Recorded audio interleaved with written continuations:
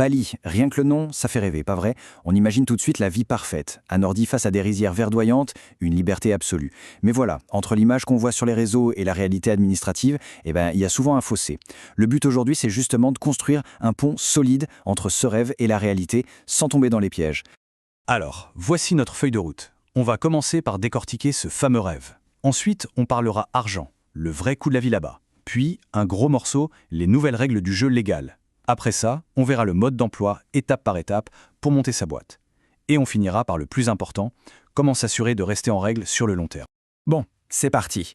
Ce fameux rêve balinais qui fait fantasmer tant de monde, qu'est-ce que c'est vraiment? Allons voir un peu ce qui se cache derrière l'image d'Épinal. Cette phrase de Mike, un entrepreneur qui vit là-bas, résume tout. Écoutez bien, quand je veux, où je veux, sans patron. Voilà, le cœur du sujet est là.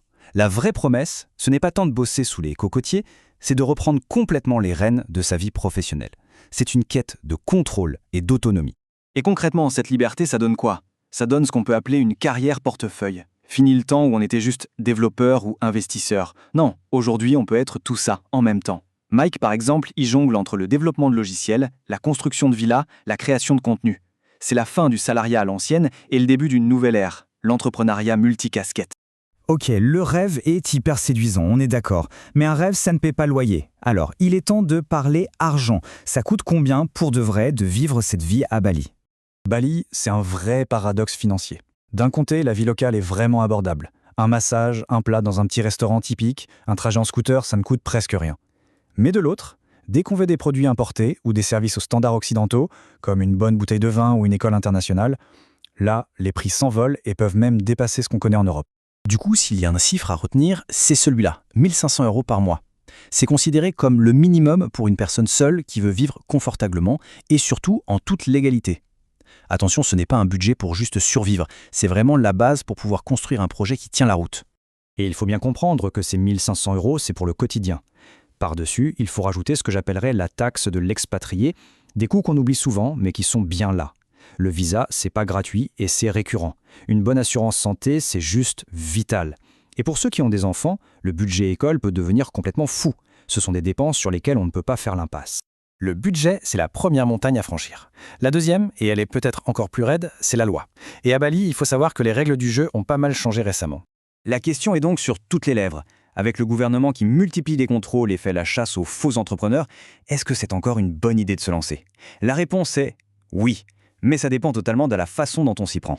En fait, voilà la nouvelle philosophie du gouvernement. Pour eux, il y a deux catégories d'entrepreneurs étrangers. D'abord, ceux qui montent une société fantôme, juste pour obtenir un visa, sans créer de valeur, eux, ils sont clairement dans le viseur. Et puis, il y a ceux qui créent un vrai business, qui emploient des locaux, qui payent leurs impôts, eux, le gouvernement veut les encourager. La distinction est fondamentale. Pour bien saisir le danger, l'histoire de Daniel est édifiante. Il a pensé être malin en utilisant un prête-nom local pour aller plus vite. Le résultat, il n'avait quasiment aucun contrôle sur sa propre entreprise, sa situation fiscale était un vrai casse-tête et il risquait de tout perdre à la moindre dispute. C'est vraiment le piège à éviter. Bon, alors comment on fait pour bien faire les choses? C'est simple, on oublie les raccourcis et on suit la procédure officielle. Il est temps de parler de la structure juridique. Pour un étranger qui veut être propriétaire de sa boîte en Indonésie, il n'y a qu'une seule voie royale. Une seule, c'est la PTPMA. C'est le seul statut qui garantit une propriété à 100% et une protection juridique solide. Tout le reste, franchement, c'est du bricolage qui peut coûter très cher. Alors là, attention, c'est un point un peu technique, mais c'est absolument essentiel de le comprendre. Il y a deux notions de capital à ne surtout pas mélanger. La première, c'est le capital de départ, l'argent qu'on doit réellement déposer sur un compte pour créer la société. La deuxième, c'est le plan d'investissement, une sorte de promesse sur la valeur que l'entreprise va générer à terme. Il faut prouver le premier et s'engager sur le second. Avant même de penser au statut, il y a une étape cruciale, les codes KBLI. C'est un peu comme l'ADN de votre future entreprise. Ces codes définissent très précisément ce que votre société a le droit de faire ou non. Un mauvais choix au début, et c'est tout le projet qui risque de s'effondrer, parce que chaque code a ses propres règles du jeu. Une fois ces codes bien définis, le chemin est tout tracé. On passe par un notaire pour l'acte de création, on attend le feu vert du ministère et surtout, on enregistre tout sur une plateforme en ligne appelée OSS. C'est vraiment devenu le centre de contrôle pour toute création d'entreprise là-bas. Beaucoup de gens pensent qu'une fois la licence en poche, c'est gagné. Mais en fait, c'est là que le vrai marathon commence. Obtenir la licence, c'est le départ de la course. La gagner, c'est rester en conformité jour après jour. Rester dans la course, ça implique quoi, concrètement? D'abord, il faut prouver tous les 3 mois au gouvernement qu'on avance bien sur son plan d'investissement. Ensuite, interdiction de toucher au capital de départ pendant la première année. Et bien sûr, le plus évident, être absolument irréprochable sur les impôts et les contrats de travail. C'est un engagement de tous les instants. Ok, maintenant qu'on a vu tout le cheminement du rêve à la déclaration de revenus, s'il n'a fallu retenir qu'une seule chose, quelle serait la plus grosse erreur, celle qui fait capoter la plupart des projets? En fait, c'est presque toujours la même histoire, la précipitation. Vouloir aller trop vite, choisir la première structure venue, sous-estimer le capital, faire confiance à un arrangement bancal, toutes ces petites décisions prises à la va-vite au début se transforment, avec le temps, en véritables bombes à retardement juridiques et financières. Et ça nous ramène finalement à la phrase de Mike, prendre des risques calculés.